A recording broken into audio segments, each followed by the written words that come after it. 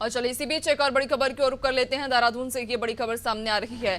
दरअसल दुर्गम क्षेत्रों में अब एम्बुलेंस सेवा उपलब्ध कराई जाएगी। महिलाओं के लिए अब दुर्गम क्षेत्रों तक एम्बुलेंस सेवा पहुंचाई जाएगी। गर्भवती महिलाओं को हेली एम्बुलेंस सेवा का लाभ मिलेगा। तो अखिल भारतीय आयुर्विज्ञान संस्थान एम्स ऋषिकेश से संचालित होने वाली एम्बुलेंस सेवा का गंभीर स्थिति में दुर्गम क्षेत्रों की गर्भवती महिलाओं को लाभ दिया जाएगा।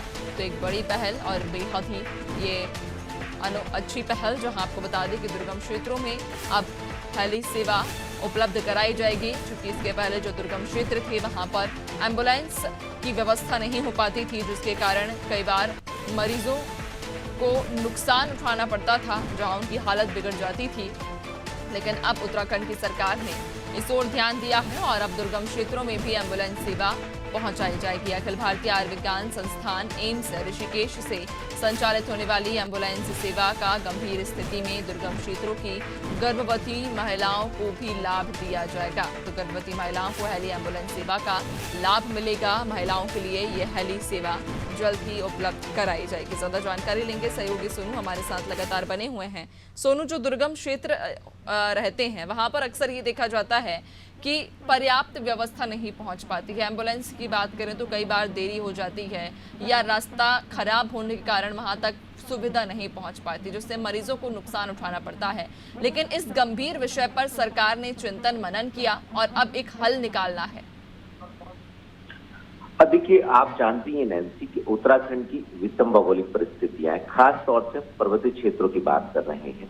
जो सीमांत क्षेत्र हैं, जो दुर्गम क्षेत्र हैं, जो पहाड़ के ग्रामीण इलाके हैं, वहां की जो गर्भवती महिलाएं हैं, उनको ये इस हेली एम्बुलेंस का लाभ आने वाले समय में मिल सकेगा। जरूरत के समय पर उनको ये उपचार भी मिल सकेगा। इसमें जो एम्स ऋषिकेश है, ये इससे संबंधित जो प्रबंधन तंत्र है, उत्तराखंड सरकार के जो जिम्मेदार अधिकारी हैं वो एसओपी तैयार कर रहे हैं और एसओपी तैयार करके उसमें प्रावधान ये किए जाएंगे। आप जानती ही हैं नैन्सी कि जिस तरह से उत्तराखंड की भौगोलिक संरचना है, उसके लिहाज से उत्तराखंड में हवाई सेवाओं की न सिर्फ एयर एम्बुलेंस बल्कि अन्य क्षेत्रों में आपदा जैसे हालात से निपटने के लिए भी हवाई सेवाओं की बहुत ज्यादा आवश्यकता है। और इसी के विस्तार पर लगातार शासन सरकार फोकस भी कर रहे हैं ताकि आपदा जैसे हालात में हवाई सेवाओं का उपयोग किया जा सके। और इसके साथ साथ जो ड्रोन है उसका उपयोग कैसे बढ़ाया जा सकता है, खास तौर से बीमारी के समय में जब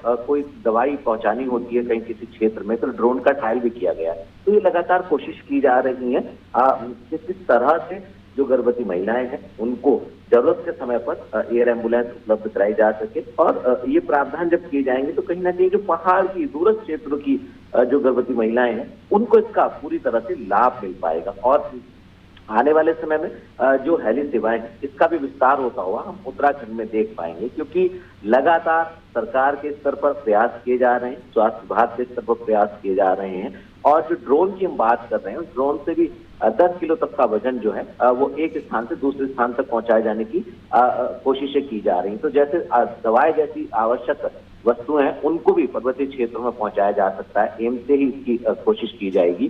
तो कहीं ना कहीं सरकार अब आने वाले समय के लिहाज से, महिलाओं की जरूरत के लिहाज से, खास तौर से जब उपचार की गर्भवती महिलाओं को जरूरत होती है, उस लिहाज से हेली एम्बुलेंस की व्यवस्था करने जा रही है। और इसका फायदा सीधे तौर पर पर्वतीय क्षेत्रों की जो ग्रामीण क्षेत्रों की महिलाएं हैं उनको लाभ मिलने वाला है। बिल्कुल वाकई। और अब इस नई पहल की जहां चाहूँ और सराहना भी हम देख पाएंगे कि होगी। और खासतौर पर जो आप भी कह रहे हैं कि इस सेवा से, हेली एम्बुलेंस सेवा का महिलाओं को लाभ मिलेगा।